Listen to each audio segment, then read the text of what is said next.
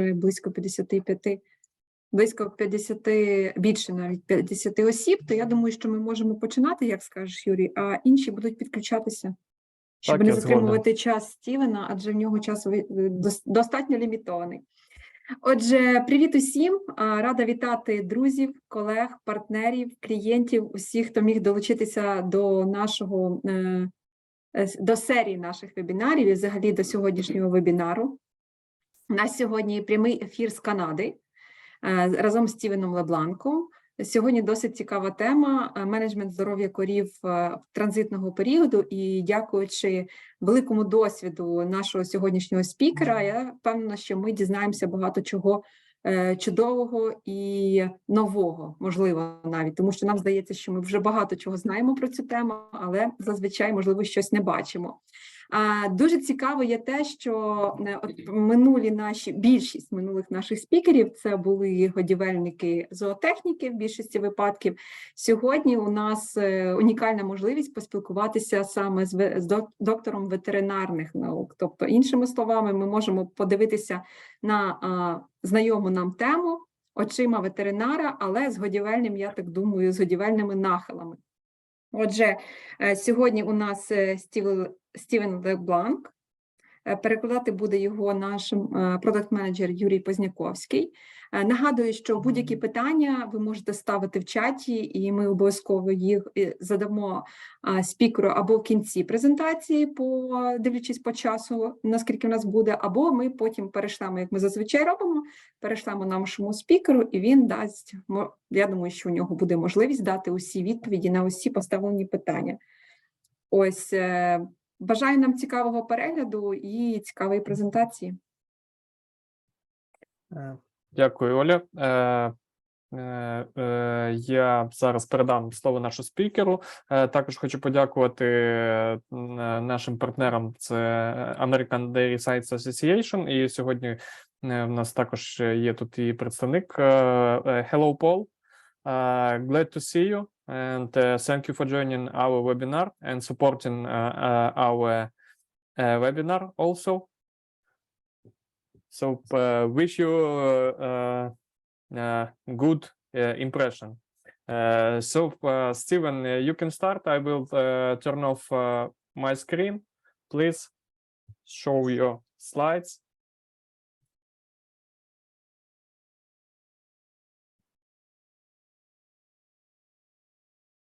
All good? Please make full screen mode. Yep.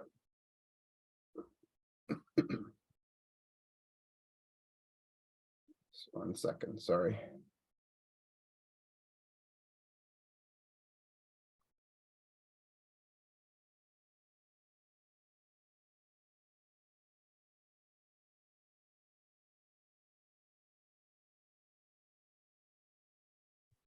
Better?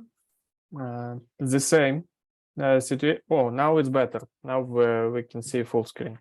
Okay, very good. So thank you for the opportunity to speak with you. I think we share a passion for working with cows and with farmers, and I have great admiration and respect for you and the people of Ukraine and the struggles you're going through now, and really happy to be able to share a little bit of information that can help support farmers and cows and ultimately feeding people. Thank you. Я дуже радий доєднатися до цього вебінару. І поділитися своєю любов'ю, запалом до роботи з тваринами. Я дуже підтримую і дуже горжусь українським народом, який перебуває зараз в такій складній ситуації. Я дуже радий, що я можу поділитися своїми знаннями, щоб якимось чином допомогти щоб допомогти українським господарствам, технологам, фермерам, коровам, щоб ситуація була краща. So the plan for today is to talk about a few pieces of science that can help have practical application for managing cows through the transition period.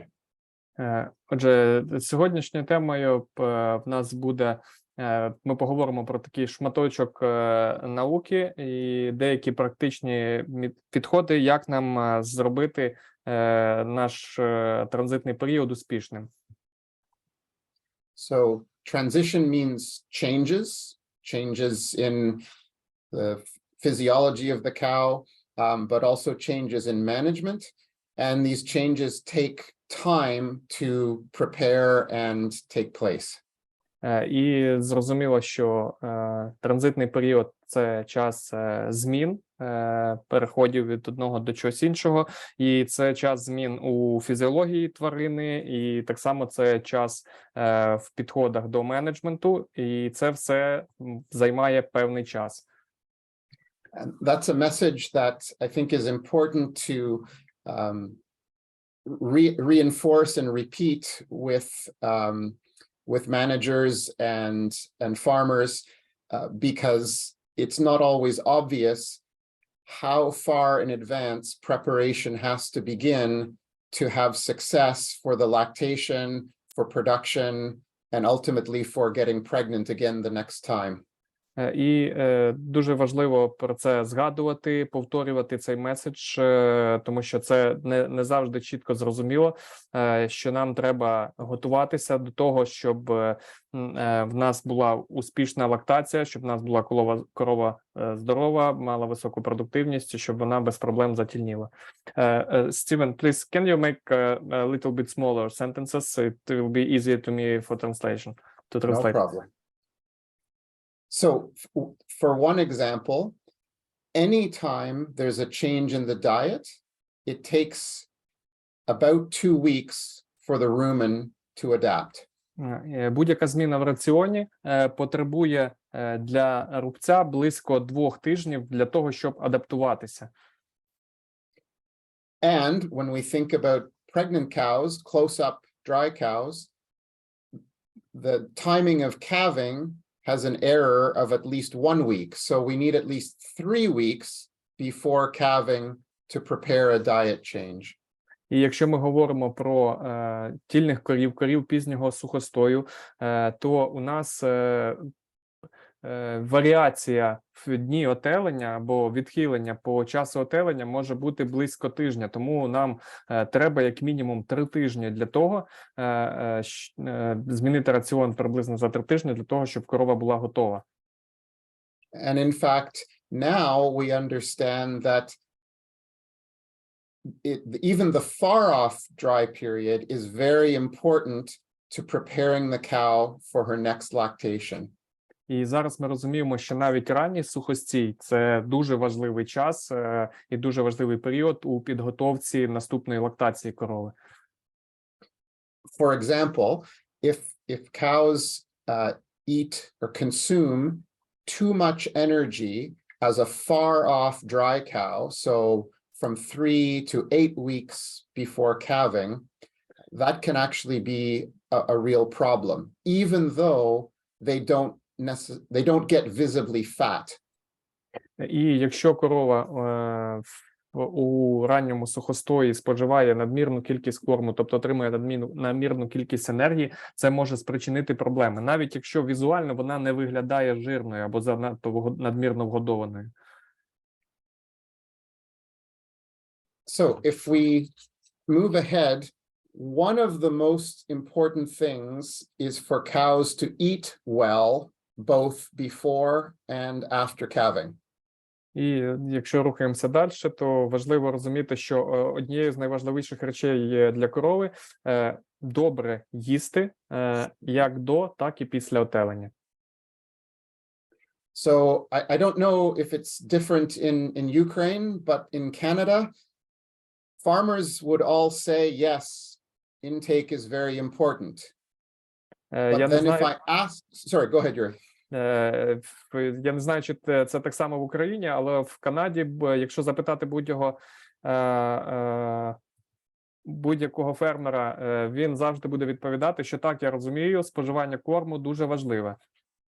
But then if I say, good, show me the data for the intake of the close-up dry cows, then maybe that's not being collected or monitored.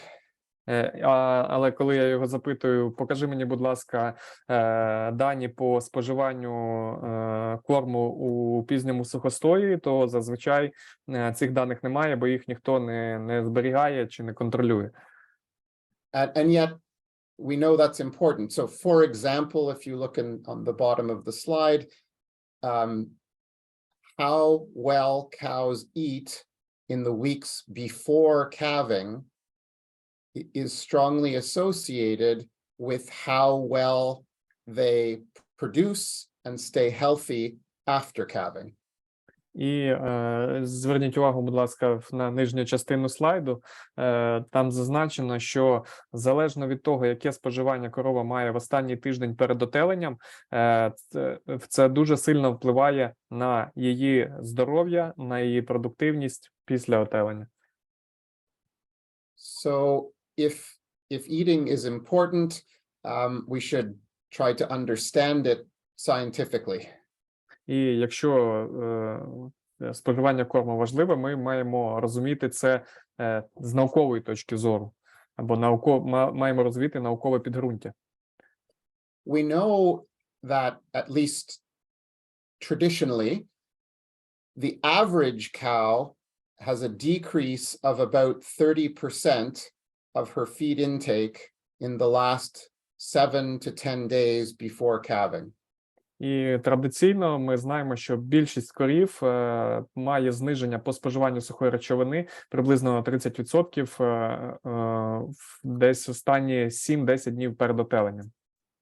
However, behind every average is a distribution, a variation, and that means that some cows eat very well, but others in the group have a much worse feed intake than that. And our goal is to minimize that variation within the group. І зрозуміло, щоб будь-яке середнє передбачає те, що в нас є якісь розбіжності і розподіл цих корів по споживанню. Є корови, які споживають досить непогано корму, мають досить високе споживання, і є в той же час корови, які дуже мало споживають корму. І наша задача – мінімізувати між ними різницю. Тобто, щоб в нас було відхилення як можна менше по групі. In this study that I'm showing, researchers looked at many details about the rations, the nutrition before calving from many different studies. I'm sorry, could you repeat, Steven, please? Sure. So what I'm showing here is a study that looked at details about the nutrition of cows in the dry period relative to how well the cows ate after calving. І саме тут я хочу звернути увагу на дослідження про зв'язок між тим, як корова споживала корм у сухостійний період і як це відображалось на споживанні корму після.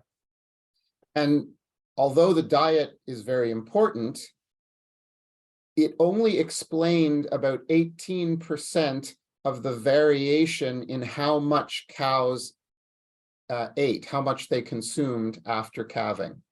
І зрозуміло, що те, як сформульований раціон, взагалі раціон дуже важливий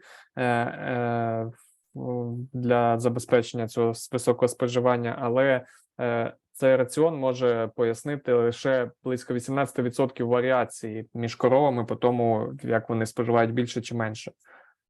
So that means that things other than the diet, what we call management, explains 80% of the variation in how well cows eat. І решта факторів, які впливають, крім раціону, а це 80%, це вже буде менеджмент того, як це все забезпечено і організовано.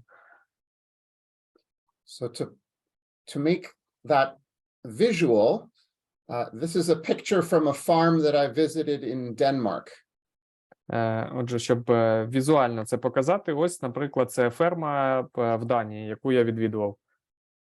And the farmer was these are the close-up dry cows, and the farmer was very proud that his ration was very scientifically formulated. І це в нас група пізнього сухостою, і фермер був дуже задоволений, дуже гордився тим, наскільки науково обґрунтовано розроблений раціон для цієї групи корів у нього на фермі.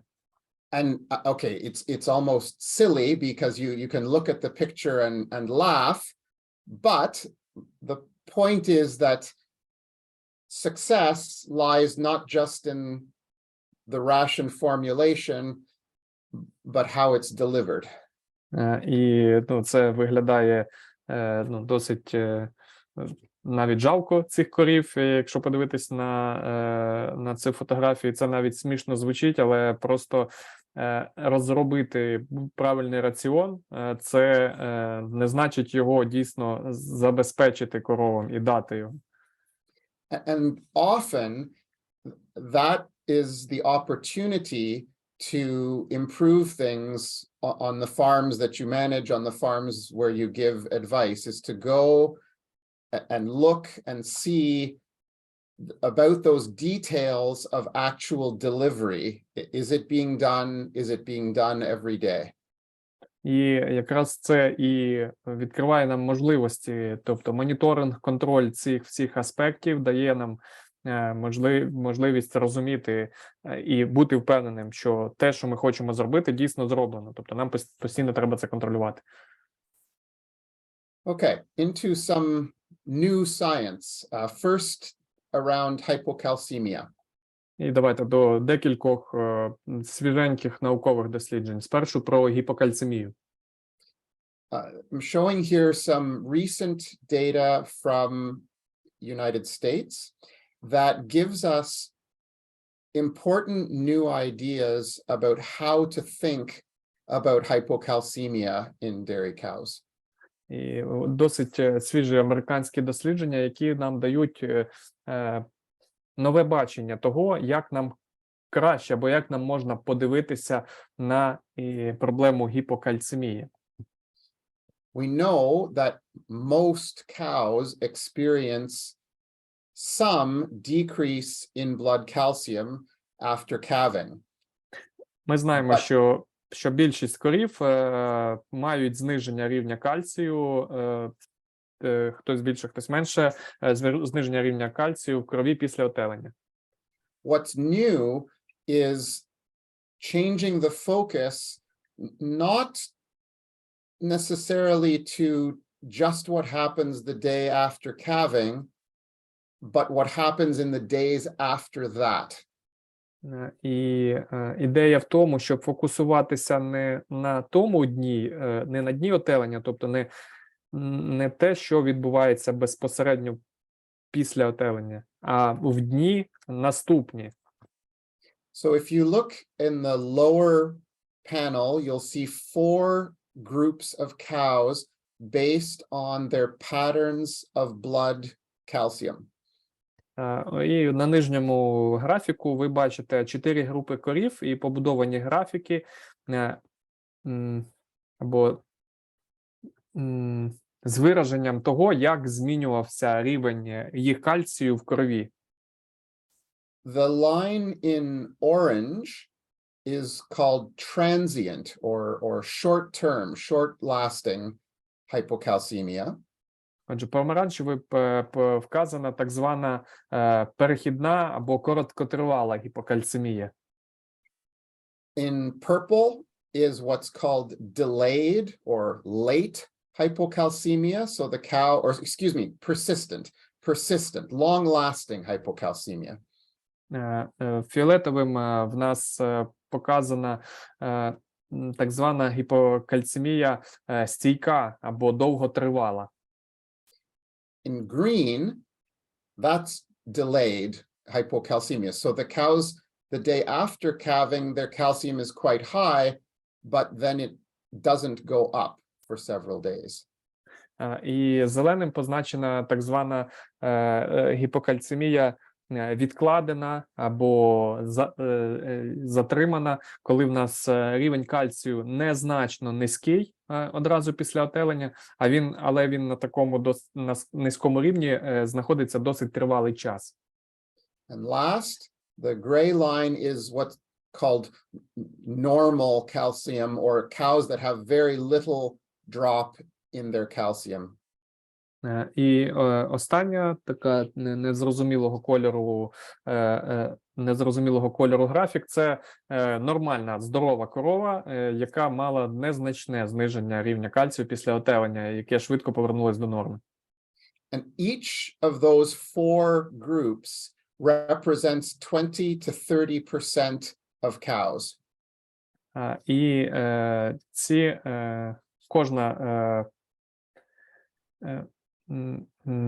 each of them together they represent 100, I expect. Correct. Yeah.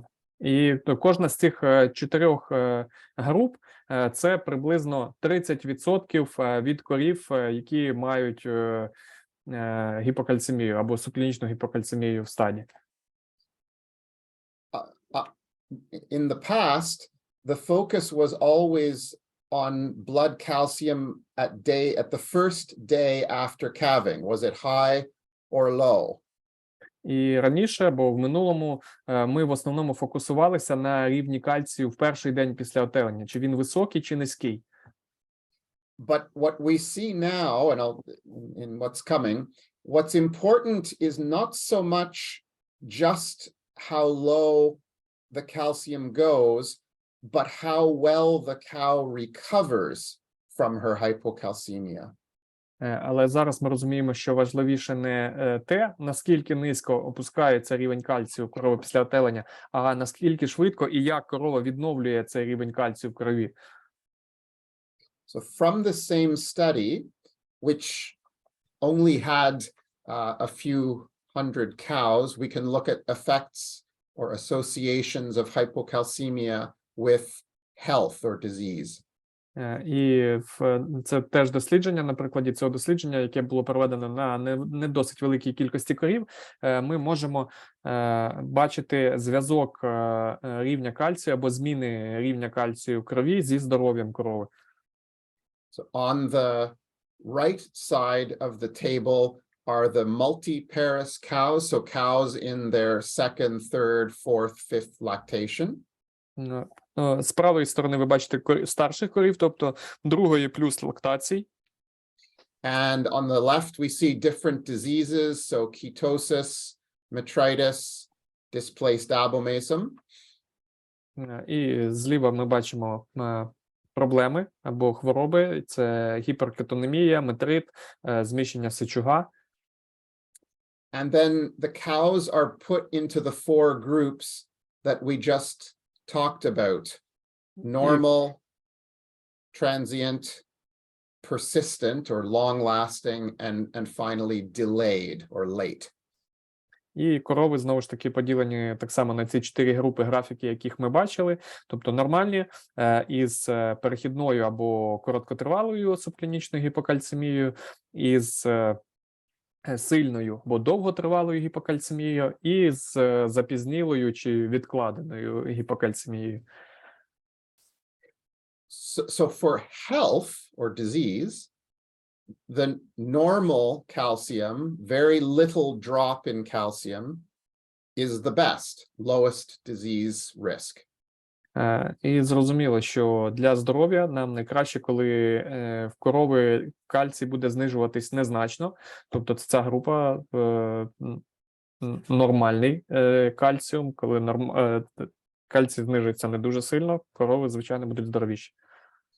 But interestingly, what was the worst was either persistent or delayed. In other words, what was associated with the greatest risk of disease was cows that still were hypocalcemic at 4 days after calving.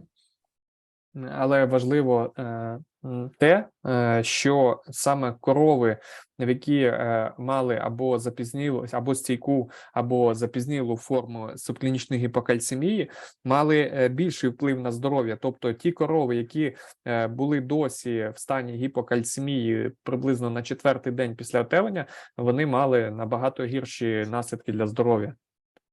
There's some argument about whether that really has to do with calcium metabolism and physiology, or simply reflects cows that are not eating well in the days after calving. But either way, it's this delayed and late hypocalcemia that seems to be the most important. І це вказує нам на порушення метаболізму кальцію в корів, чи показує нам корів, які недостатньо споживають корму, щоб забезпечити рівень кальцію. Але ми маємо зважати на те, що саме от така довготривала гіпокальцемія має найбільше негативних наслідків. If we stay in the same study, but now look at milk yield instead of health. І зараз ми подивимося, знову ж таки, це те саме дослідження, але зараз ми звернемо увагу на молочну продуктивність, а не на здоров'я. And again, on the bottom panel is looking at the cows, the older cows, second calving or older. Знову ж таки, внизу в нас знаходяться старші корови, друга плюс лактації. And the interesting thing is that the cows that made the most milk were those who had the transient hypocalcemia. They went low, but quickly recovered. І найбільше молока, найвищу молочну продуктивність мали корови, в яких була так звана перехідна чи короткотривала гіпокальцемія, в яких рівень кальцію досить низько опускався, але дуже швидко повертався до норми. And the cows that made the least milk, and you can see we're talking here about a difference of more than 10 kilos of milk per day, were the cows that had delayed or late hypocalcemia. А найменший надій мали корови, які мали так звану запізнілу чи відкладену чи пізню гіпокальцемію. І якщо подивитися на різницю, то різниця досить висока, близько 10 літрів між ними. So the new thinking is that transient or very short-lived hypocalcemia, as long as it's not actually milk fever, is probably a good thing. І нова думка, що от така перехідна субклінічна гіпокальцемія, як зрозуміло, якщо це не клінічна гіпокальцемія або молочна лихоманка, так звана чи перез, це навіть добре для продуктивності корови. But our goal, it seems, should be to prevent this delayed or persistent hypocalcemia. Але наша ціль – попередити розвиток цих так званих запізнілої чи відкладеної гіпокальцемії. So, how to do that? We can try to take action with the cow only after calving or before calving.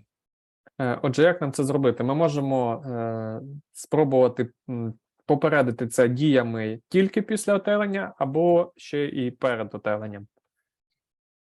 Here in Canada, it's very popular with farmers to use calcium supplements after calving, either oral boluses or drenches or injections of calcium the day of calving or the day after calving.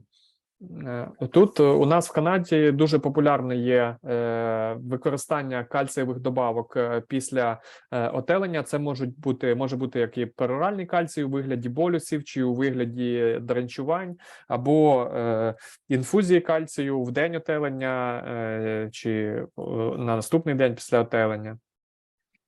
However, probably these things are overused.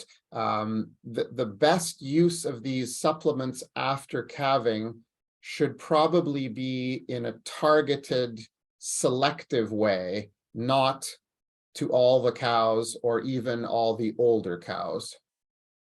І, мабуть, ці добавки кальцію використовують занадто багато. І, на мою думку, вони мали б використовуватись спрямовано, або ціллю використання таких добавок були б спеціально відібрані корови, тобто високопродуктивні корови, старші, чи ті, які перебувають в зоні ризику. And that's because whether it's a bolus or a drench or an injection, the change that we achieve in blood calcium is very small and is very short-lived, maximum of 12 hours, often closer to 8 hours. І причина – це те, що ефект, якого ми досягаємо, незалежно від того, що ми використовуємо, чи інфузію, чи дренчування, чи болюс, він не дуже сильний, тобто підняти рівень кальцію значно ми не зможемо, і він не дуже довготривалий, тому що це буде приблизно його ефект триватиме близько 12 годин. So these supplements can be useful to prevent milk fever, cows that can't stand up. Отже, такі добавки можуть бути для профілактики клінічної гіпокальцемії або молочної лихоманки чи перезу, тобто щоб попередити корів, які не можуть взагалі встати. But if the goal is to prevent other diseases, to prevent persistent hypocalcemia, or to get more milk, the evidence is not so strong. Але для того, щоб попередити розвиток інших захворювань, щоб прибрати так звану стійку гіпокальцемію, є підозри, що це не дуже працює ефективно. So actual prevention, taking steps before calving, I think is a better strategy. І, на мою думку, краща стратегія – це попередження гіпокальцемії до отелення. So I'll tell you about a study that we did recently. Я хотів би поділитися з вами досвідом, який ми робили нещодавно.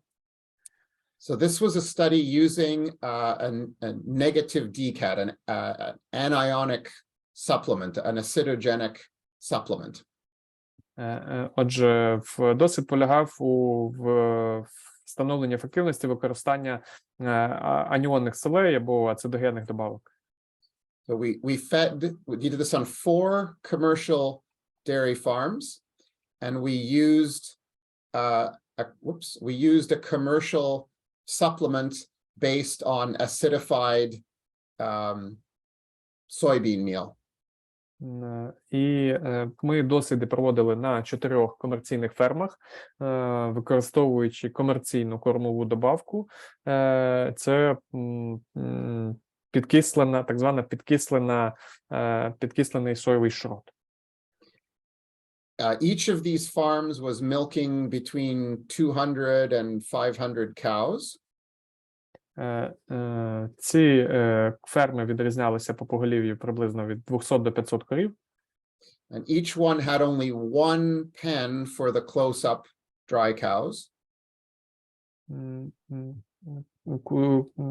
Can you please repeat? Sure. On each farm, there was only one pen, one group for close-up dry cows, the 3 weeks before calving. You mean that for multiparous and primiparous calves only Together? one? Yeah. Ага. Отже, на всіх цих фермах була одна група пізнього сухостою, тобто нетелі, чи майбутні первістки і старші корови не були розділені. So on each farm, we went back and forth over 3 months with the treatment, then control, then treatment, then control. І досвід на кожній фермі полягав, можна сказати, що це був дослід за методом періодів, тобто 3 місяці відбувався дослід на всіх коровах пізнього сухостою, потім 3 місяці на всіх коровах пізнього сухостою, контроль, потім знов дослід, потім контроль. І так на кожній фермі.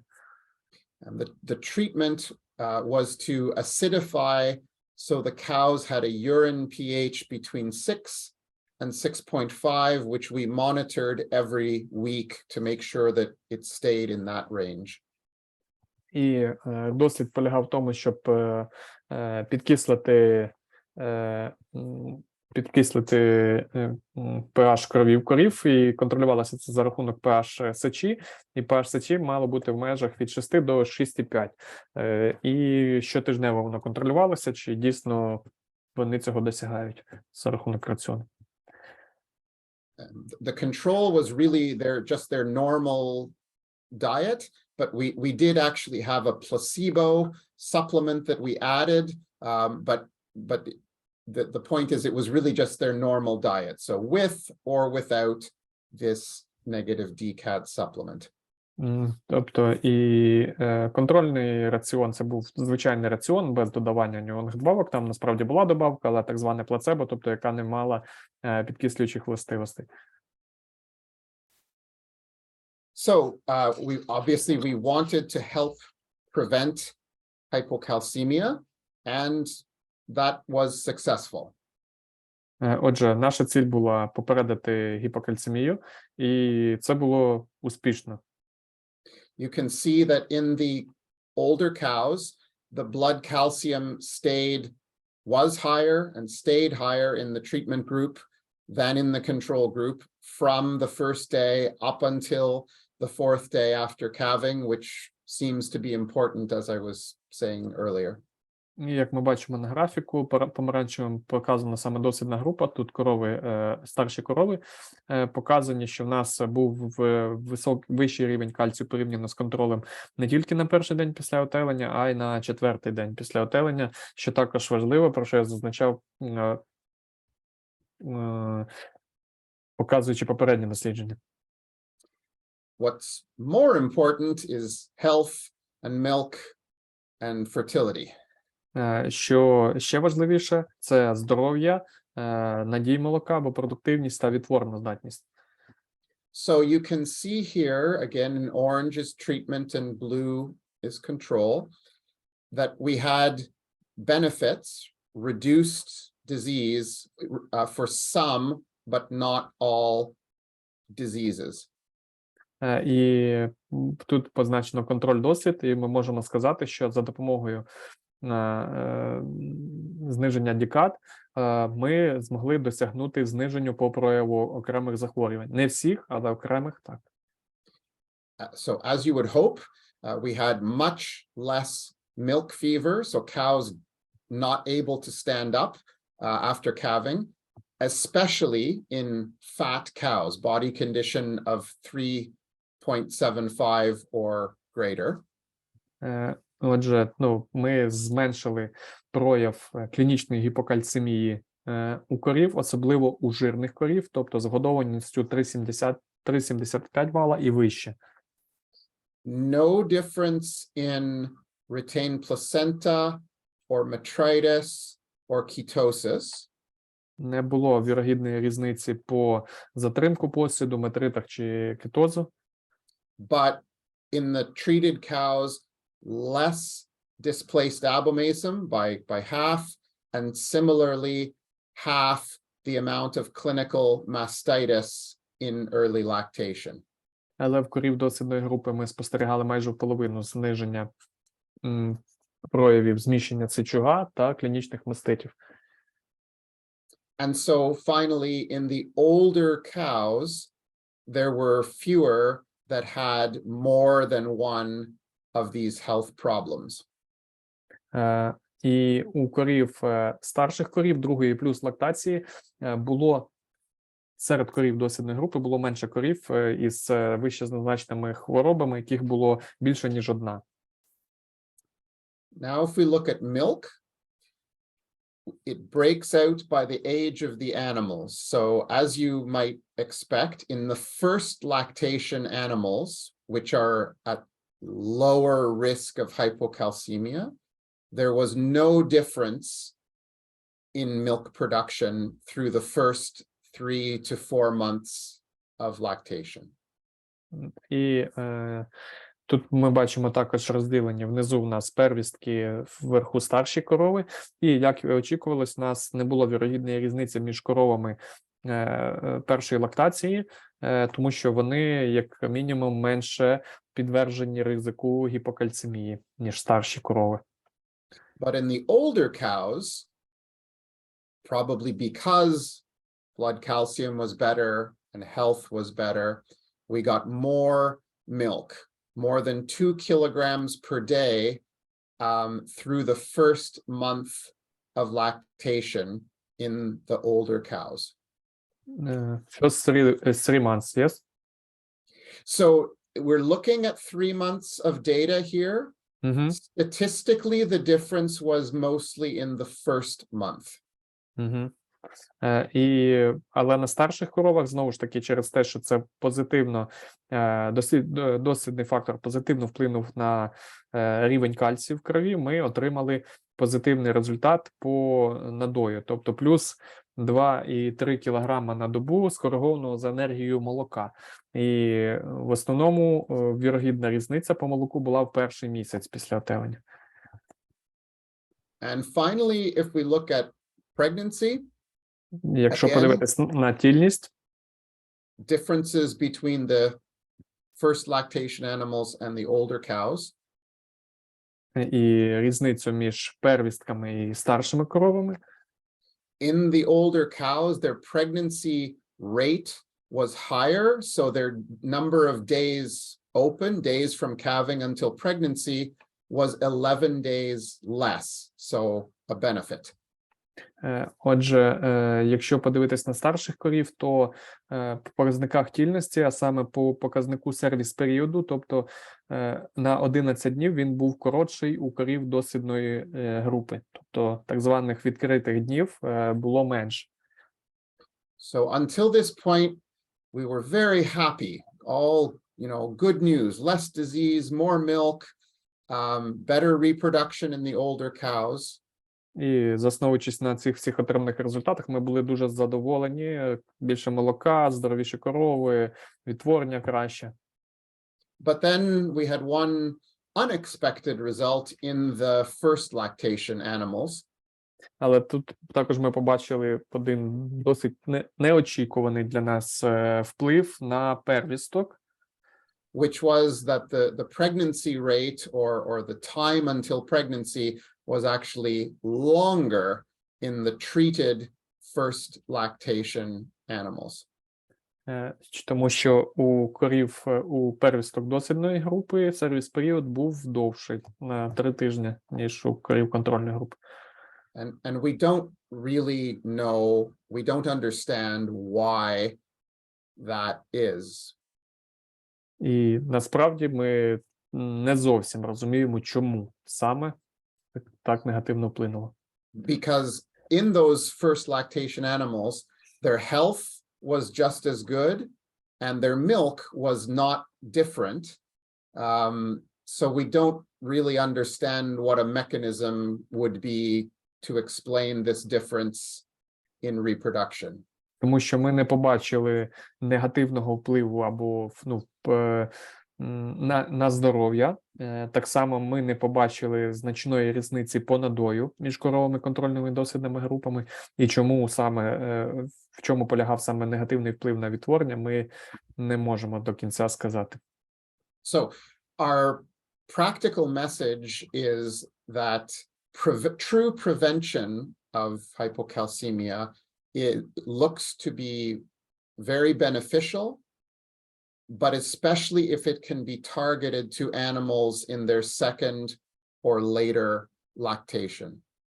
Як висновок, практичний висновок цього дослідження може бути такий, що профілактика гіпокальцемії саме за рахунок зниження дікат може бути ефективним, але треба зважати на цільове використання, тобто спрямовувати таку профілактику на старших корів другої плюс лактації. If we think about hypocalcemia in the big picture, I have one or two messages for you to think about after today. І якщо говорити про гіпокальцемію ширше, то я б хотів би донести вам декілька меседжів, про які ви подумали після сьогоднішнього вебінару. So first, that we need to focus not only the day after calving, but out till about 4 days after calving. Those patterns seem to be what's most important for the cows. Перше, що ми маємо фокусуватися не на першому дні після отелення, а більше зважати на графік рівня кальцію і фокусуватися на дні четвертому. That real prevention, so nutritional management of the close-up dry cows, is an important opportunity and an area for focus. І якщо говорити про попередження гіпокальцемії, то годівельні підходи, правильні рішення в годівлі та менеджменті пізнього сухостою дають результат. And finally, if supplements, boluses, drenches, injections are to be used, they should be targeted to older cows that are at high risk of milk fever or other problems. І використання таких добавок кальцію, як кальцієві болюси, дренчування, ін'єкції кальцію мають бути більше використовувані для корів, старших корів та корів групи ризику. Okay, let's change to a slightly different topic. Давайте перейдемо до трохи іншої теми. I said at the beginning that cows eating well and the variation within the group was important, is important. Я говорив про те, що споживання дуже важливе, і варіації по споживанню по групі також дуже важливо.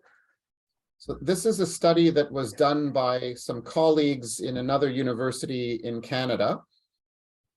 Отже, це дослідження було проведено моїми колегами в іншому університеті Канади. It shows about 80-90 cows followed from 2 weeks before calving until 3 weeks after calving. І в дослідженні вони проаналізували близько 90 корів за 2 тижні до отелення і близько 3 тижнів після отелення. The cows ate from these bins in a research barn that measure how much they ate, but also when, so it gives the behavior of their feeding, when they came to eat, how fast they ate, and so on.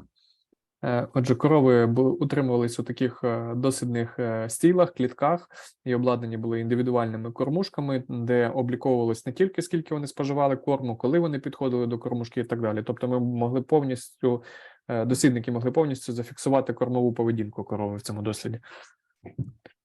In this study, they focused on metritis and checked the cows for bad-smelling discharge with or without a fever. Отже, в цьому дослідженні вони фокусувалися на метриті, і основною клінічною ознакою, яку вони фіксували, це виділення з неприємним запахом, і вони розділяли, чи вони були підтримані підвищенням температури чи ні, високої температури.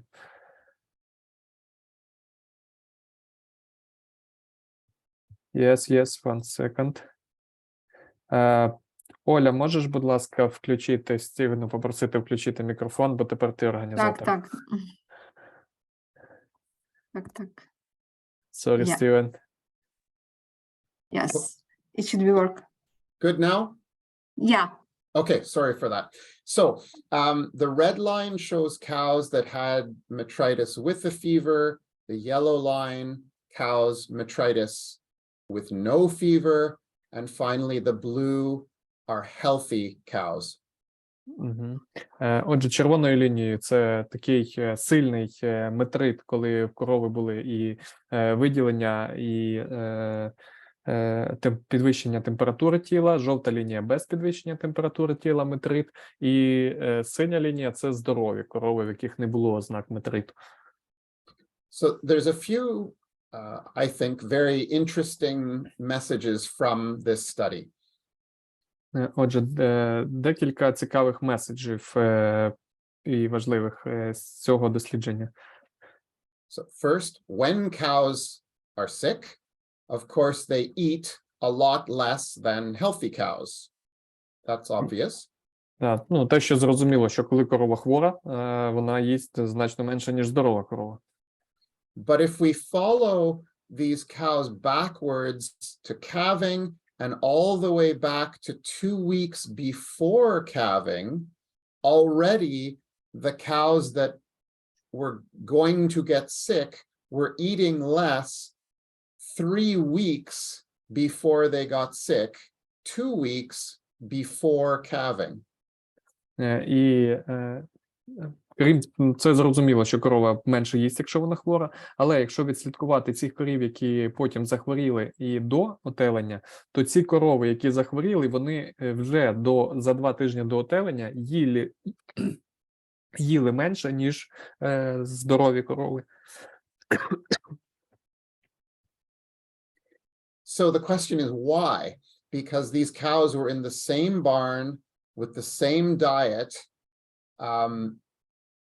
So the question is, why are they eating less than the other cows in the pen? І питання чому? Чому вони їли менше, ніж інші корови? Тому що вони отримували однаковий раціон, знаходились в однакових умовах, в одному сараї. There are probably many reasons, but the one that they studied here was the behavior, the social behavior of the cows. І причин може багато, але те, на чому вони тут зосередили свою увагу, це соціальна поведінка тварин. So in these pens, there were more cows than bins. So there was some competition for which cow could eat before the other one. So I'm not fully understand you before, because I saw that every cow have this one pen. And how much cow per one pen? 20 cows for 12 bins. 20 cows for 12 bins. Отже, я вас трохи дезінформував, не зовсім я правильно зрозумів Стівена. Це не в індивідуальних клітках корови знаходились, це просто такі були спеціальні корзини для обліку і для моніторингу споживання. А в такій групі знаходилось 20 корів, і на 20 корів у нас було 12 таких корзин. І вони прийшли до висновку в дослідженні, що саме причиною була соціальна поведінка через те, що корзин було менше, або годівниць було менше, ніж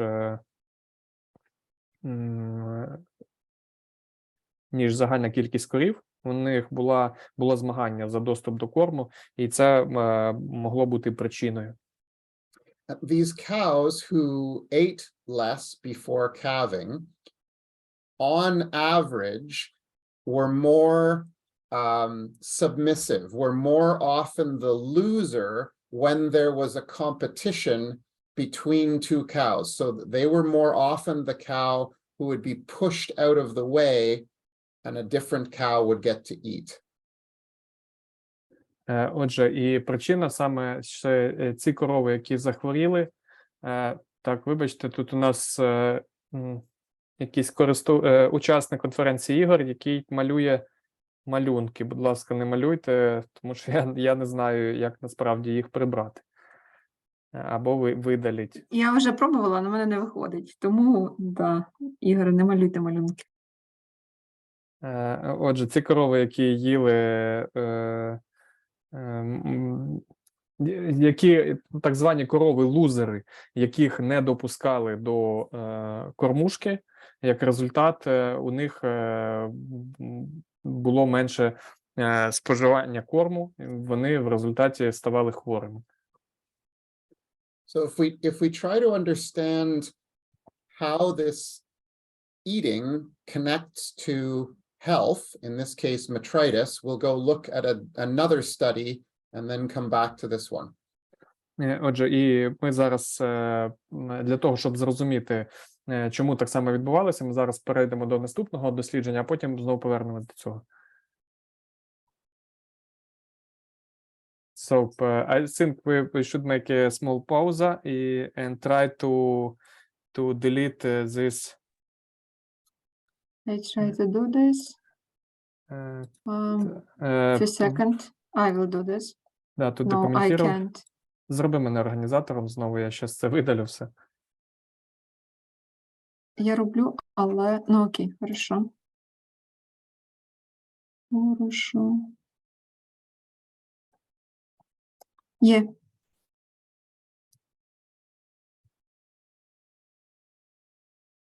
Так, зараз. Є. Так.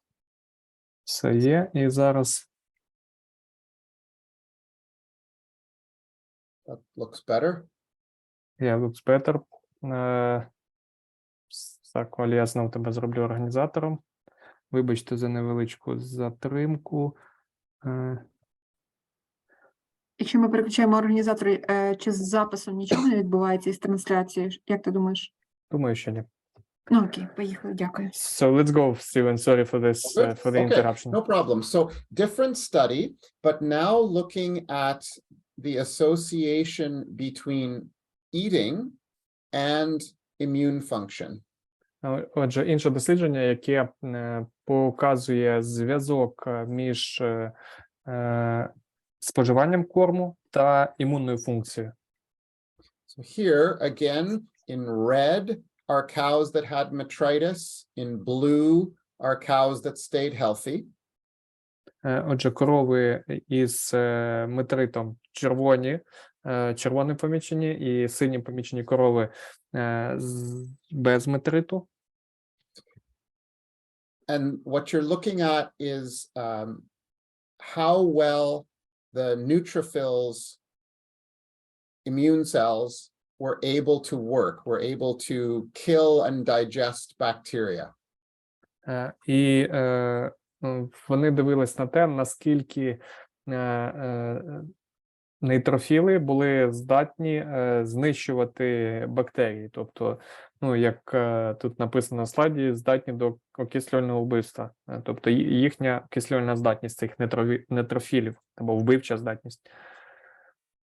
And again, you can see that before cows developed metritis, already their immune function was worse than in healthy cows.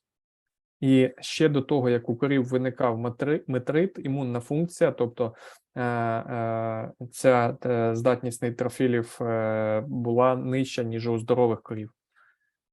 And one of the reasons their immune function was worse was because those cows ate less in the 3 weeks before calving. І причина також була в тому, що ці корови, які мали знижену імунну функцію, вони їли менше за 3 тижні до отелення, ніж здорові корови. So this is showing again, now in red are the cows that ate the least, the smallest amount, and in blue, the cows that ate the best, the top 25%, in the 3 weeks before calving. And again, those who ate well had good immune function. Those who didn't eat well, much worse immune function. На цьому слайді вже поділено трохи по-іншому. Червона лінія, знову ж таки, це окислювальна функція нейтрофілів. Червоним позначені корови, ті 25% корів в досліді, які їли найменше. А синім позначені корови і їхня окислювальна функція нейтрофілів корів, які навпаки 25%, які їли найкраще серед досліджуваних корів.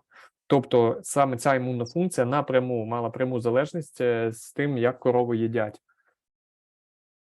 So if we go back to the study in Canada, remember red is metritis, blue is healthy. Отже, якщо ми повернемось до того дослідження, яке ми розглядали, дослідження проведеного в Канаді, пам'ятаєте, що сині – це здорові корови, і червоні – це із сильним метритом, з температурою. And we're looking now at how much feed cows eat per hour through the day. So from midnight of one day till midnight of the next day. І ми можемо подивитися середнє споживання сухої речовини погодинно за добу, тобто від 12 ночі, знову ж таки, до 12 ночі. And remember that the cows that developed metritis ate less feed than the healthy cows. І пам'ятайте, що корови, в яких був метрит, вони їли корму менше, ніж здорові корови.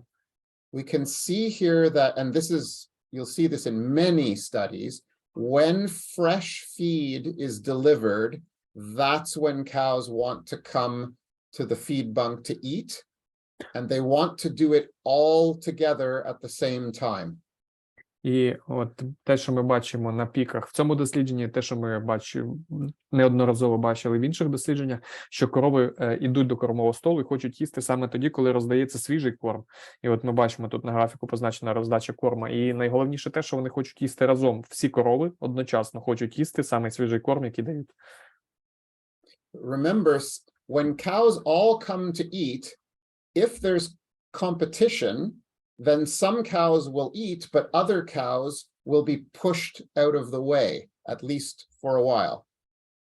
І пам'ятайте, що якщо всі корови одночасно прийдуть до кормового столу, а фронт годівлі буде недостатній, тобто вони не всі зможуть стати, то якихось корів просто відштовхнуть слабших, сильніші корови, як мінімум, на якийсь час. And that makes an important point for us to understand as managers and advisors. І це дуже важливий аспект для розуміння нас як менеджерів на господарстві чи консультантів. Because if we prepare a good diet and deliver it to the cows at 7 o'clock in the morning, and then come... Please go further. Okay, and then come back in the barn at 10 o'clock in the morning and see nice feed, lots of cows lying down, we're going to think everyone is full, everyone has eaten, everyone is happy. І, тобто, якщо ми бачимо, якщо ми знаємо, що ми розробили класний раціон, ми забезпечили його роздачу, о 7 годині ранку корм роздається, ми приходимо о 10 і ми бачимо, що в нас дуже багато корів, які відпочивають на кормовому столі ще достатньо корму, це значить, що все добре. Всі задоволені.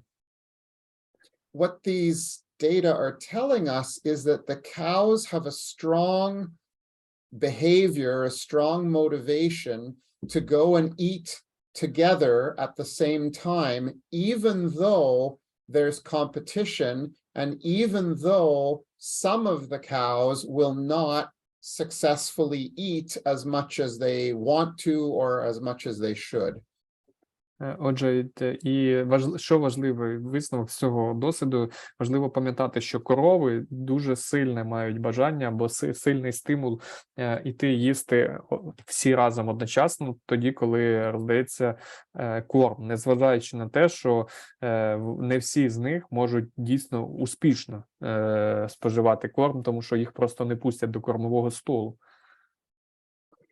So, we need to think about minimizing the competition by giving enough feeding space so that the cows can all eat at the times they want to together after fresh feed is delivered.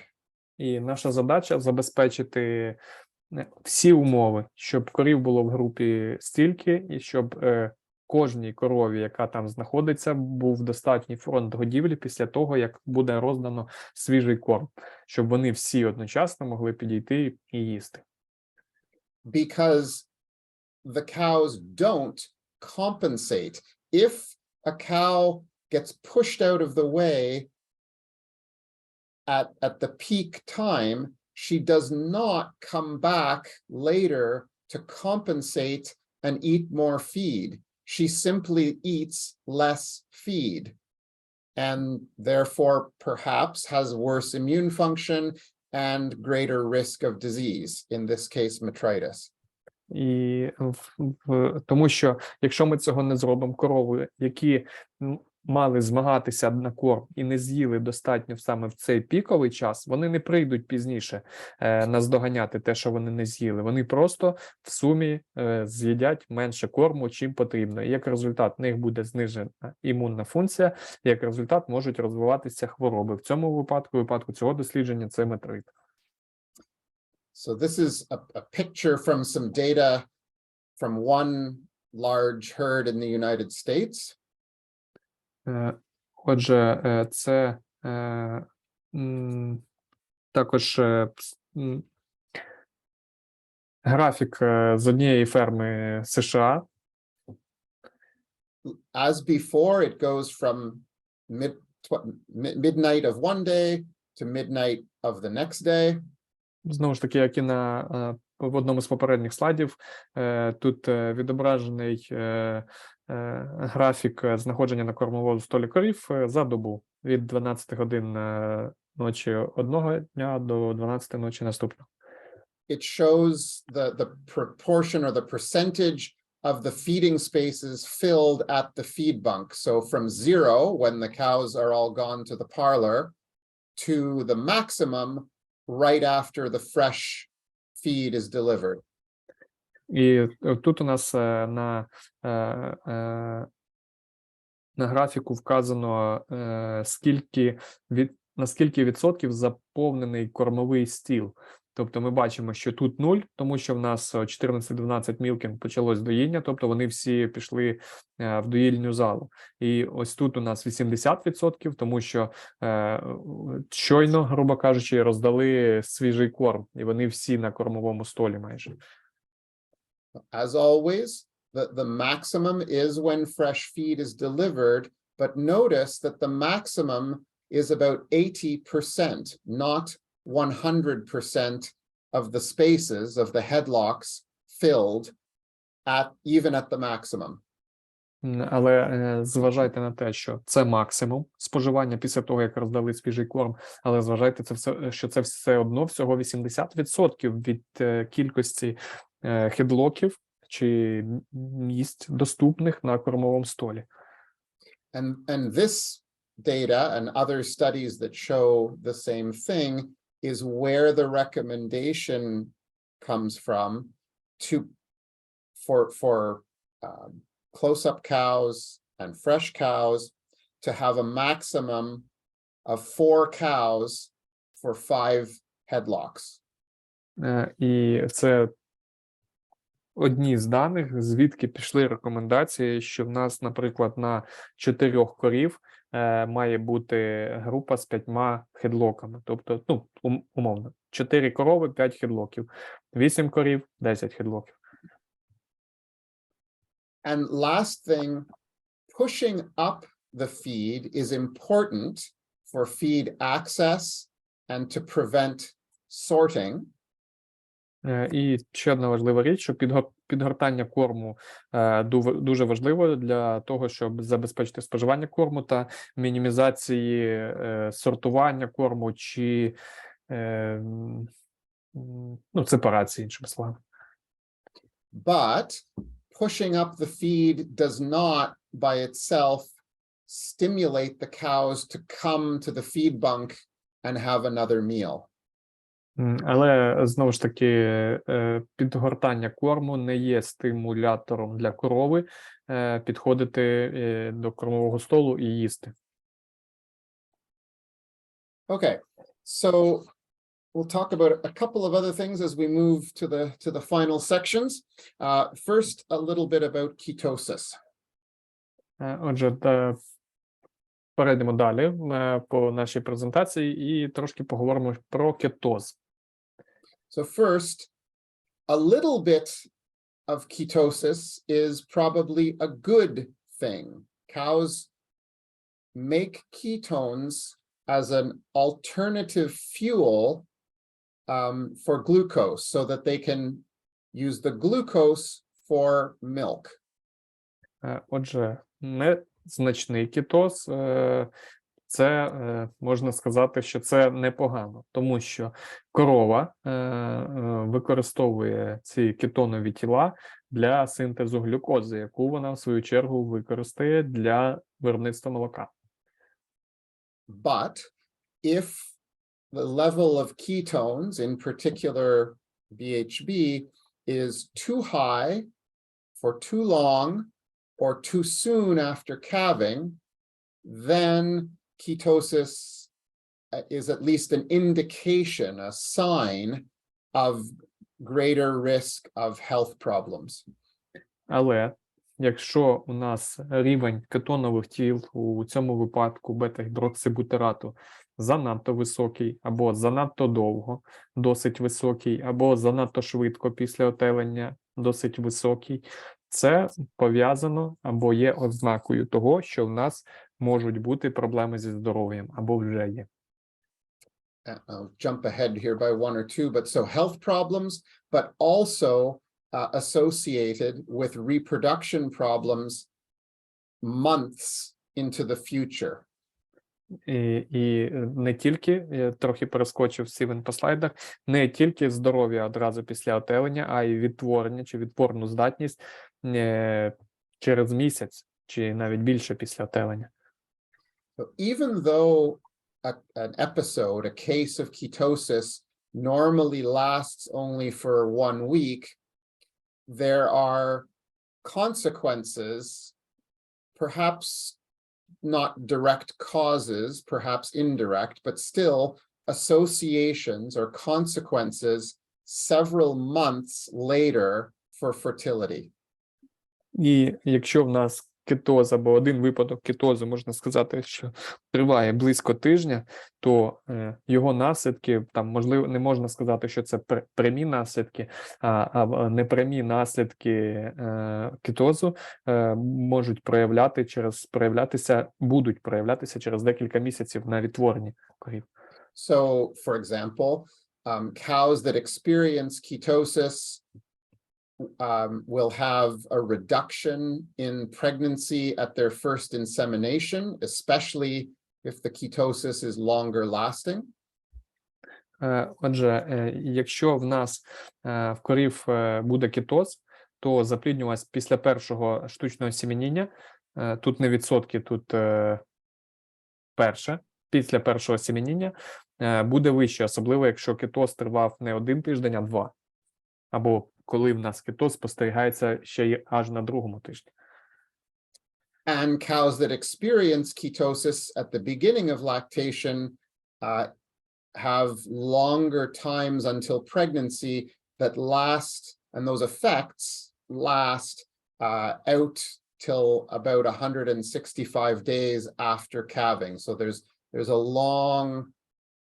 long tail, a long-term effects of having experienced ketosis early in lactation. I'm sorry, Stephen, could you explain it for me, that I understand that we talk about impact on service period, so-called service period? On the time it takes for cows to become pregnant. So even though ketosis happens in the very beginning of lactation, you can see in this picture on the right that the amount of time it takes for cows to become pregnant is longer. It's delayed in cows that had ketosis. І ті корови, які в нас перебували в стані кетозу на початку лактації, це впливає на їхнє відтворення аж умовно до 165-го дня лактації. Тобто, чим довше корова перебувала в кетозі, тим довше у неї буде сервіс-період, або чим довше ми не можемо її запліднити, зробити тільною. Luckily, we have several good practical tests that we can use on the farm that are accurate for finding cows with ketosis. І ми маємо декілька досить непоганих способів для того, щоб визначити кетоз на господарстві, ідентифікувати, визначити корів, які мають кетоз. Can use a milk test, a urine test, or a blood test, and all of them are quite accurate. Це може бути тестована рідина, може бути і молоко, і сеча, і кров, і кожен з цих методів є досить точний. And if you check for ketosis, you will find it. І якщо ви будете перевіряти кетоз, наявність кетозу, то ви знайдете його. Every farm has some cows, fresh cows with ketosis. І кожна ферма має певну кількість новотільних корів, які перебувають в кетозному стані. Там має кетоз.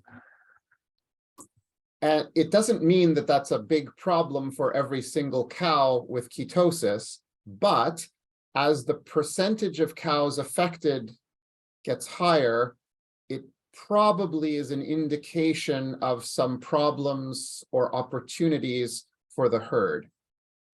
І це не означає, що це є проблемою, коли в нас є окрема якась одна корова, яка в стані кетозу. Але якщо ми аналізуємо і бачимо, що відсоток корів в стаді, які кетозні, збільшується, це є сигналом того, що в стаді відбувається щось не так. So, for example, here is a study that we did with 17 farms. All of them had at least 10% of 15% of cows with ketosis. And on average, 40% of the cows experienced ketosis at least once in the first 2 weeks after calving. І тут, наприклад, дослідження, які проводили ми проаналізували 17 ферм, і навіть на самій успішній, можна сказати, фермі було мінімальне значення 15% кетозу, середній показник на рівні 40%, і приблизно один раз на 2 тижні, можна сказати, був випадок кетозу на господарстві десь. So if you do some ketosis testing in your herd or a herd that you work with, it can give you some indication of how much of a problem or a limitation this could be in your herd. Але, якщо ви тестуєте кетоз, якщо ви визначаєте прояви кетозу, це може вам вказати загалом на ситуацію на вашому господарстві, що у вас відбувається, які є проблеми, які є обмеження. And perhaps the most important is to think, same as with with hypocalcemia, the most important is to think about prevention, so management to prevent cows going into ketosis. І так само, як у випадку з гіпокальцемією, нам треба попереджувати або профілактувати розвиток кетозу. But we can also think about how to respond or to react with treatment. And I won't go through all the details, but drenching with propylene glycol can help to improve the risk profile for the cows that are affected with ketosis. І зрозуміло, що профілактика перш за все, і краще профілактувати, а не лікувати, але все одно, якщо в нас є ситуації, ми можемо з ними боротися вже після отелення, і я не буду проходити по всьому слайду, але дренчування пропиленим гліколем може мати досить непоганий ефект на підтримку цих корів. And I'll add one other small piece from a recent study done by my colleagues here at our university. Також я ще один слайд додав моїх колег з мого університету, які проводили дослідження. Цікаве. So they did a testing program to check every cow for ketosis. And when they found cows with ketosis, all of them received propylene glycol. Отже, тут в умовах цього досвіду всі корови моніторились на рівень кетонових тіл, як тільки all of the cows, all ketotic cows received propylene glycol. Да, всі кетозні корови отримували пропіленгліколь. but then half of the ketotic cows were assigned to be milked only once a day for 14 days or twice a day for 14 days.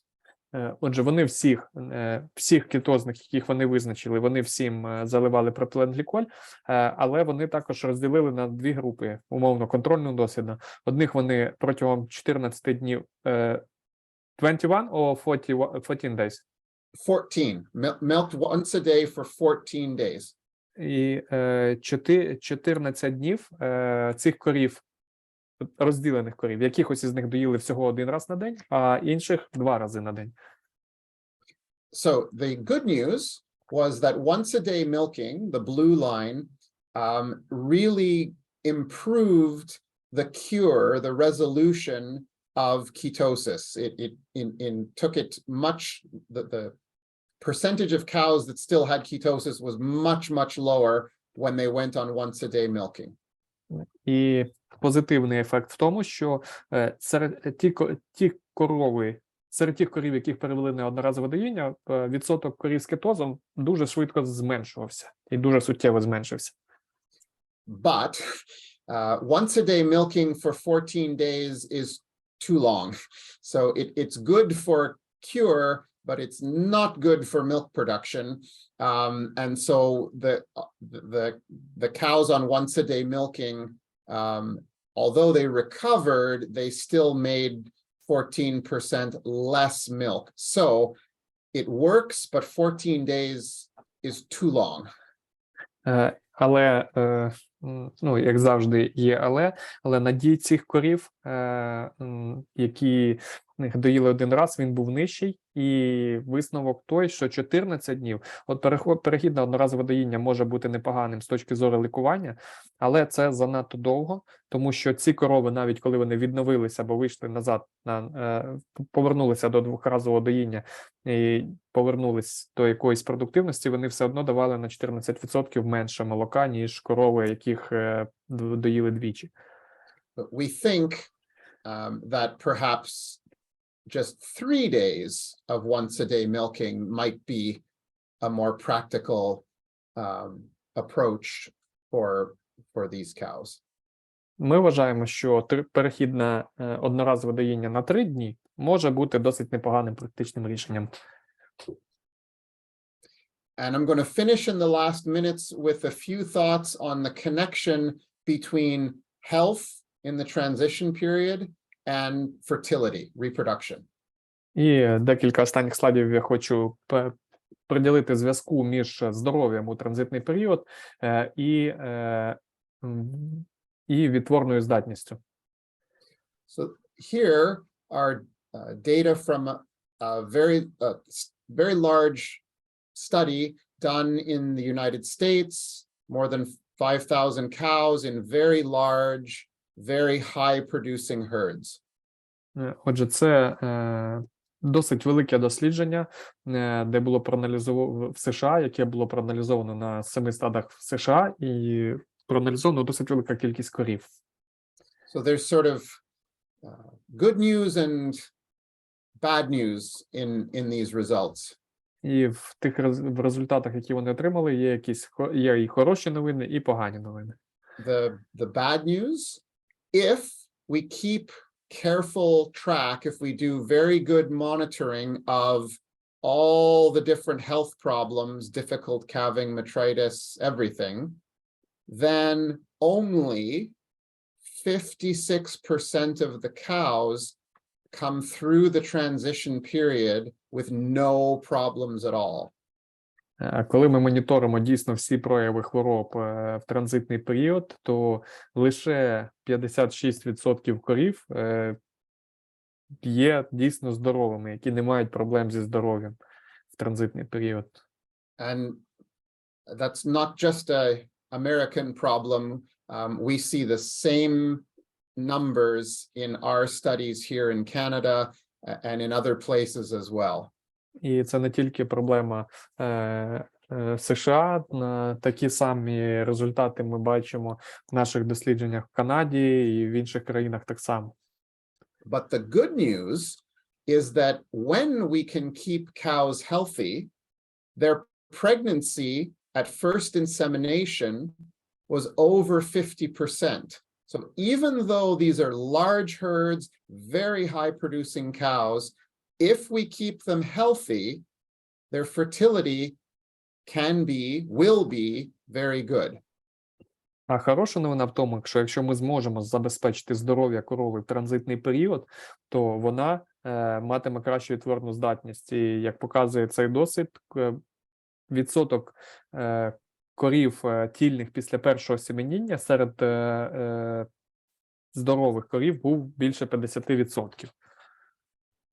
And so I'll leave that one. I'll finish with some brand new data. You're among the first to see this from my PhD student who you see there, Tony. Це дослідження мого аспіранта, якого фотографію ви бачите тут в правому верхньому кутку. Його звати Тоні. So our interest here was to study health in the transition period and look at whether the cows show heat, estrus, by themselves, naturally, with no timed synchronization, just show heat and get pregnant. Отже, суть досліду полягала в тому, відстежити корів, які проявляли, яких можна було виявити по природній охоті і запліднити. Вплив здоров'я на те, скільки корів ми зможемо запліднити з першого разу по природній охоті. And so, because this was a research project, we checked a lot of things from blood tests for hypocalcemia, ketosis, checked for metritis, lameness. Really, every problem you could think of, we tried to measure it.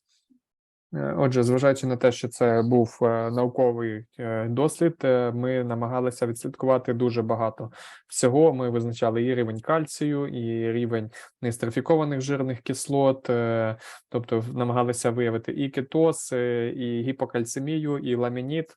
Тобто дуже багато спостережень і дослідів робили.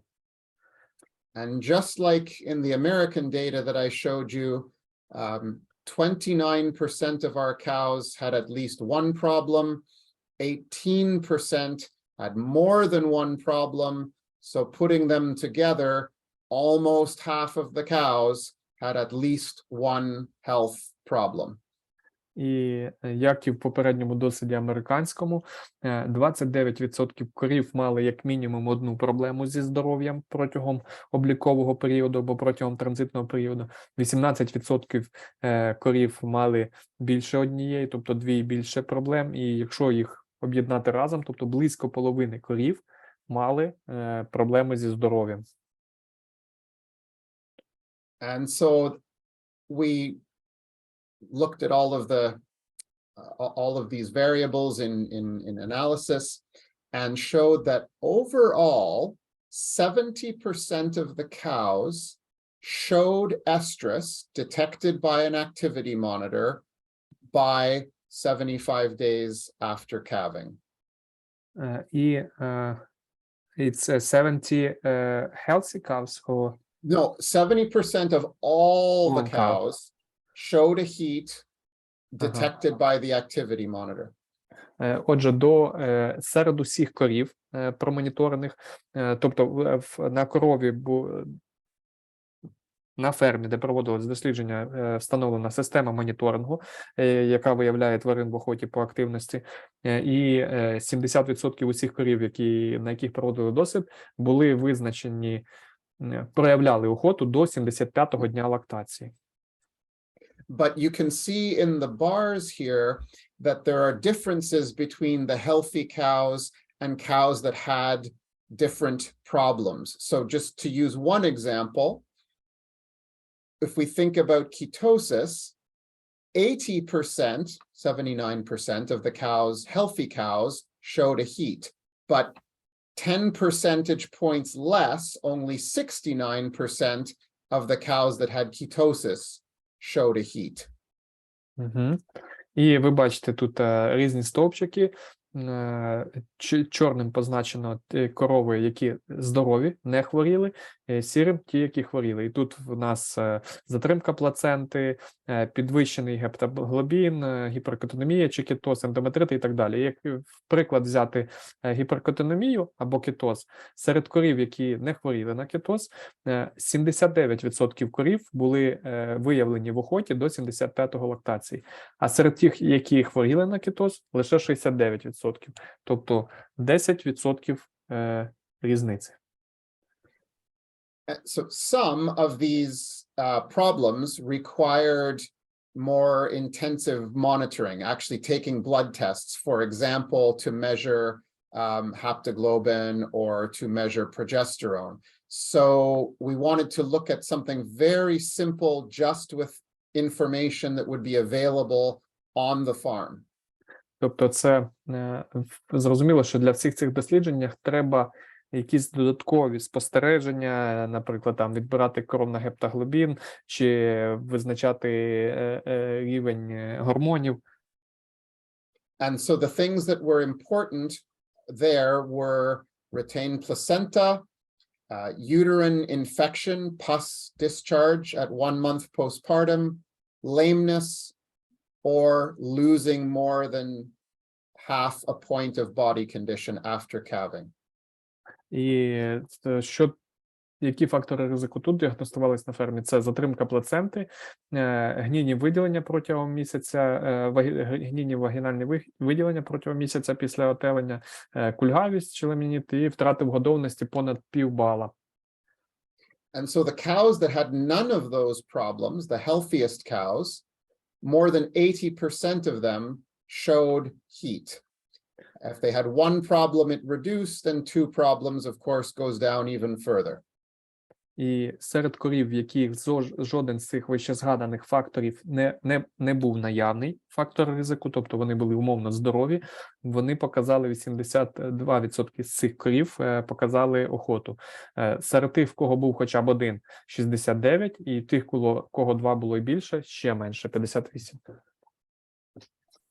And so now if we look not only at heat, but also pregnancy, we can see that cows that had pus discharge, so uterine infection at 1 month postpartum, or cows that had inflammation, high haptoglobin in the week after calving, had about 10 points lower pregnancy at first insemination. І якщо подивитись, наприклад, не тільки по охоті, а і по тільності, то серед корів, в яких були інфекції матки, тобто спостерігалися гнійні виділення вагінальні, чи відбувалось запалення в організмі, тобто високий рівень гаптоглобіну, який вказує на це, то була досить значна різниця у відсотку тільних після першого осемініння. And again, if you think about simple data, just clinical diseases data that you would have on the farm, healthy is always the best, but cows can cope not too badly with one disease, but if they have more than one disease, especially uterine disease, that's when there's a big effect for fertility. І якщо ми беремо за основу тільки якісь становлення клінічних випадків на господарстві, але загалом здорова корова – це найкраще. Здорова корова матиме найкращу відтворну здатність. Але якщо в нас є якась лише одна проблема, або з тих факторів ризику, які виділили, то корова ще більш-менш з ним справиться.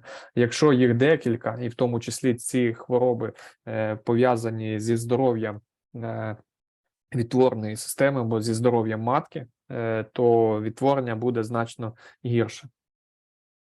So again, our big challenge as managers is to prevent disease in the first place, but also to support cows so that if they do have a problem, a health problem, they only have one health problem and not more than one. І зрозуміло, що найкраще це профілактика, щоб ніяких хвороб взагалі не виникало, але так само і підтримка, і чи, можна сказати, лікування новотільних корів, тому що задача, навіть задача мінімум зробити так, щоб якась одна хвороба максимум проскочила в корові, а не нашаровувалась більше і більше. Okay, I think with that, I'm going to jump to the last one just to save time a little bit. Sorry. And don't worry, I'm not going to read this. This is for reference. So this is where I stop. I will make these slides can go to everyone who wants them. And we'll maybe stop here. This is just a summary and happy to take some questions from the chat or however you want to do it. Окей, отже, я на цьому б хотів би зупинитися. Я не буду читати те, що написано на слайді, це такі собі висновки, підсумки, і ви всі зможете отримати цю презентацію і прочитати, використати їх. Я не хотів би на цьому зупинятися, а краще перейшов би до питань. And the question for you, Steven, how much time do you have? And could it be live Q&A session, or better if we write you a message with a list of questions and you will send us back and we will share with our audience through social media and directly? Yep. At this moment, we have around six question comments, not so much. Okay, Yeah. so we can make... What I would suggest, I'm happy to take a few live questions right now, if you want to do that. And then let's say for 10 or 15 minutes. And then after that, if there's more questions that we don't have time, then you can send them to me in writing and send them back and translate into Ukrainian. Okay. Great. I will ask you if you can do more. So after each question. Yeah, Yuri, I can translate. Here, I'll just jump ahead. And so again, my big respect to you, and I'll stop the sharing and we can take some questions. Yeah. Thank you very much. Так, перейдемо до наших питань. So, Steven, first question, help is needed in the solving the issue or problem of the dry cows with a high body condition score. It's around 4 or more.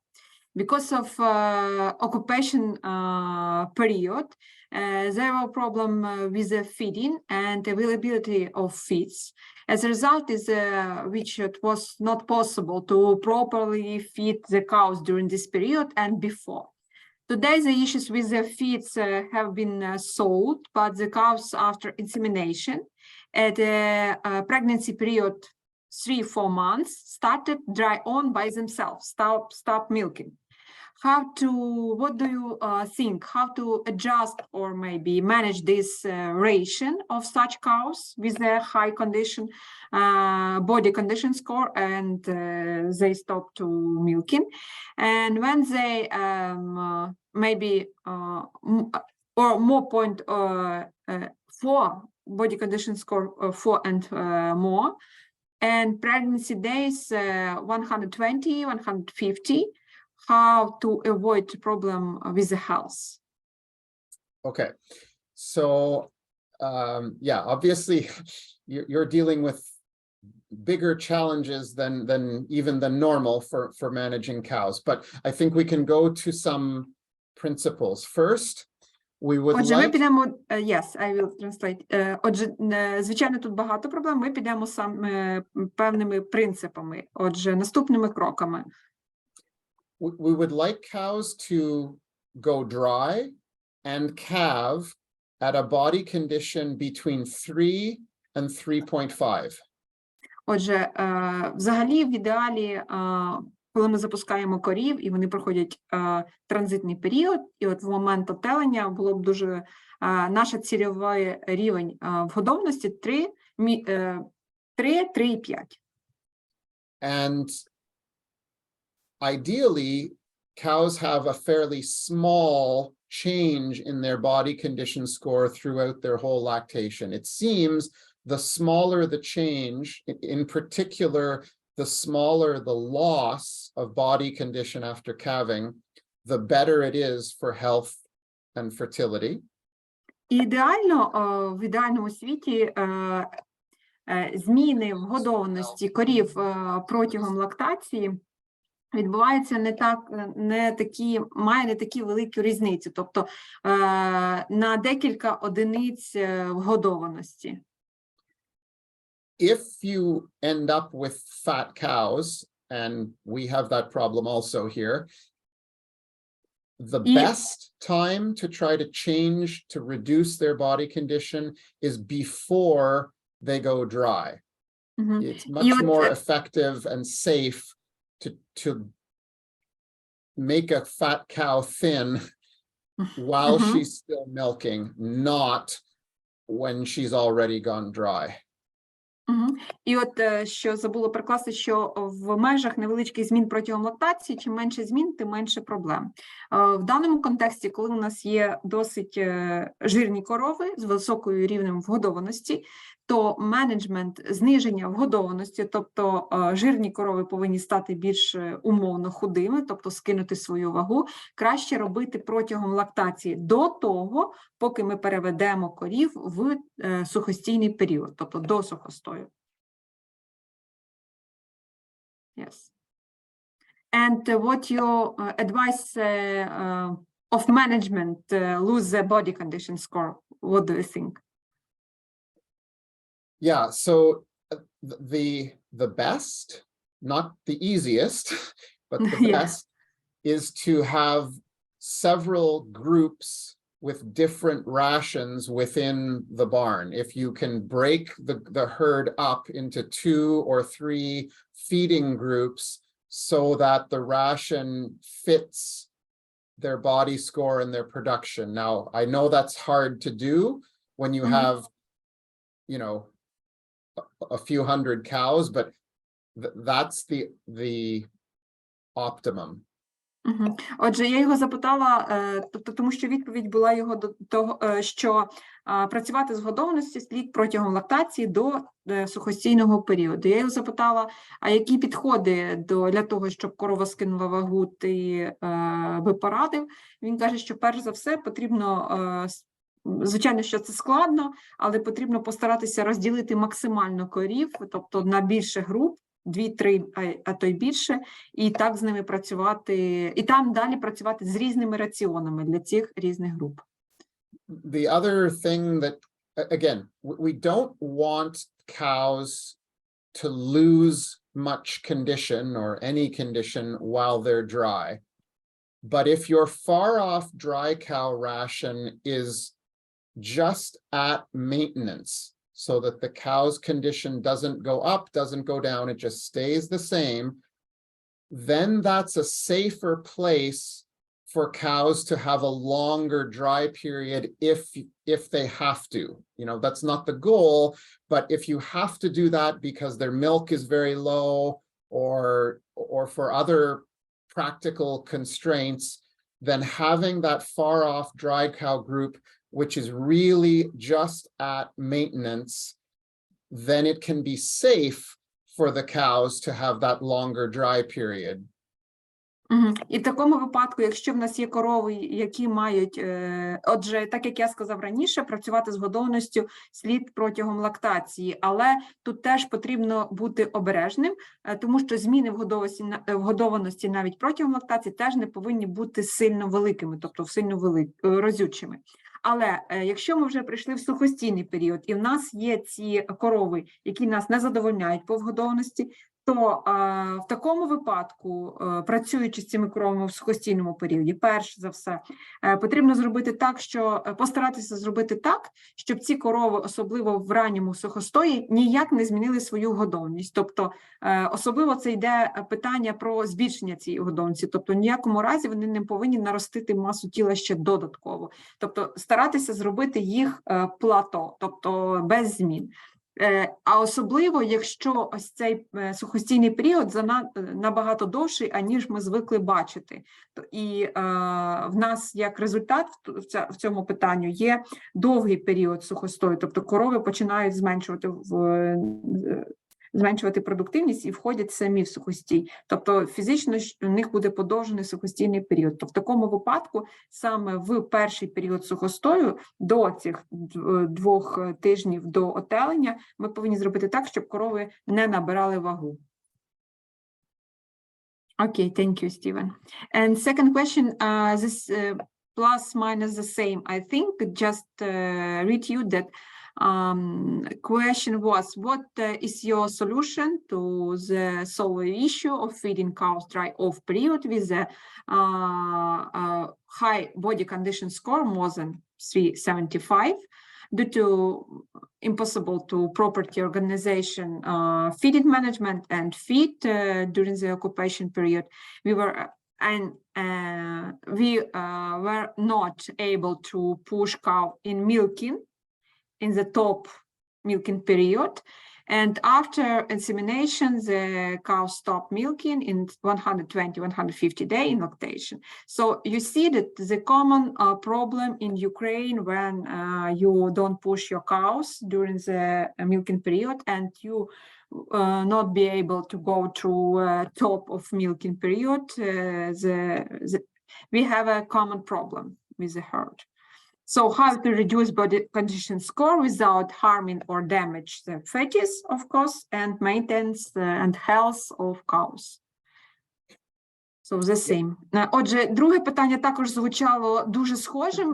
В даному контексті теж, як працювати з сухостійними коровами або коровами з високою вгодовністю протягом сухостійного періоду. Тому що не було можливості працювати з годівлею належним чином, була окупація підприємства, і не було можливості роздоїти корів наповну, тобто дійти до піку лактації. Відповідно, корови не повністю видавилися, тим самим, маючи гарний раціон, вони набрали додаткову вагу. І після осеменіння на 120-150 день вони починали скидувати свою продуктивність і тим самим запускалися. І питання звучить наступне, тобто як працювати з вгодованістю, як її зменшити без негативного впливу на здоров'я плода і на здоров'я корови. And next, it is not a question, it is comment. Thank you for such professionalism, science, and relevance of and powerful research that you prepared to us today. And next question, could you please tell why is not recommended to use dexamethasone? Yeah, so that's for treatment of ketosis. Yeah. I translate the question. Наступне питання, чому не рекомендують використовувати декстрометазон? Yeah, so go ahead, please. We did a large field study where we found cows with ketosis, gave all of them 4 days of propylene glycol, and then half of them got treated with dexamethasone, the other half not. Отже, ми проводили чимало польових досліджень. Одні з них, наприклад, ми давали коровам пропіленгліколь, на 4-й день ми потім це всім коровам, потім цю групу ділили на половину, половині кололи декстрометазон, половину ні, і... None of the outcomes that we looked at in terms of cure of ketosis, milk, or disease risk, nothing was better. And in fact, some of them were worse in the cows that received the dexamethasone. So that's why we don't recommend it. І ми не побачили ніякого позитивного ефекту від дексаметазона на ту групу корів, яким кололи. Тобто ніякої не було вирішення проблем по здоров'ю, випадки кетози не зменшились, тобто ніякого ефекту не було, а в деяких випадках ще було і гірше. Тому ми не рекомендуємо використовувати його. And we have a comment for this question from our audience. It was because it blocks insulin sensitivity and reduce insulin realized, glucose is simply extracted in the urea and not absorbed using by cows. Yeah, the truth is we don't know for certain what the mechanism is, but yes, that's a good thought. Отже, це плюс-мінус вірно, дуже класна думка, і тому що, але не зовсім умовно досліджено точно специфіку цього препарату. And last question, by what formula, according this presentation, your presentation today, by what formula did you determine, or this scientist determined the decaf level in the diet, in the ration, and did you feed calcium source, and what is the source was? Okay, yeah, good question. So we measured the DCAD using wet chemistry analysis of sodium, potassium, chloride, and sulfur. Отже, так як і навколо світу, наступні елементи для визначення рівня декаду враховувалися наступні елементи. Це натрій, калій, хлор і сірка. And the other part of the question. What is a calcium level? What Oh, is sorry, the calcium? calcium. Yeah, good, Yes, good. yes. So yeah, because there's some debate about when you feed negative DCAD, should you increase the amount of calcium? So ours were moderately high. The cows were probably getting around 120 to 140 grams of dietary calcium per day. Так, звичайно, при годівлі аніонними солями ми збільшуємо рівень кальцію в раціоні, і в даному контексті, в даних дослідженнях, що я презентував, десь приблизно 120-140 грам кальцію корови отримували за добу. This is a source of calcium or just calcium? So that's the total calcium in the diet, but in our situation, most of that is coming from the forages, mostly from the alfalfa in the forages. Sometimes there's a little bit of supplement with limestone, calcium carbonate, but most of that is just coming from the forages that are there in the diet. Thank you. Я запитала, цих 120-140 грам – це кальцію, якогось джерела кальцію чи загалом? Це загальна кількість кальцію в раціоні, добовому раціоні цих корів. Таке було, і основне джерело цього кальцію – це фуражі, це люцерна, в більшості випадків це люцерна. Є випадки, коли підгодовують додатковою кількістю кальцію, у випадку цьому джерелом стає вапняк, вапнякове борошно. Yes. So it was, next question, did you use in Canada monenzin, and what, in which form you use, if you use? Yep. So monenzin is very commonly used in dairy cows here, both added to the feed, almost always at 16 parts per million, 16 milligrams per kilogram of dry matter in the total diet. Так, ми використовуємо монензин в раціонах. В більшості випадків це ми додаємо його в раціон у еквіваленті 16 мг на кілограм спожитої речовини, сухої речовини. And it's also common to use monensin capsules, boluses, the Keckstone boluses, that are given to cows 3 weeks before calving, and so they can actually have a second source of monensin that will last for about 3 months. And the short version is we use the capsules to try to improve health outcomes. We use the feed supplement to try to improve feed efficiency.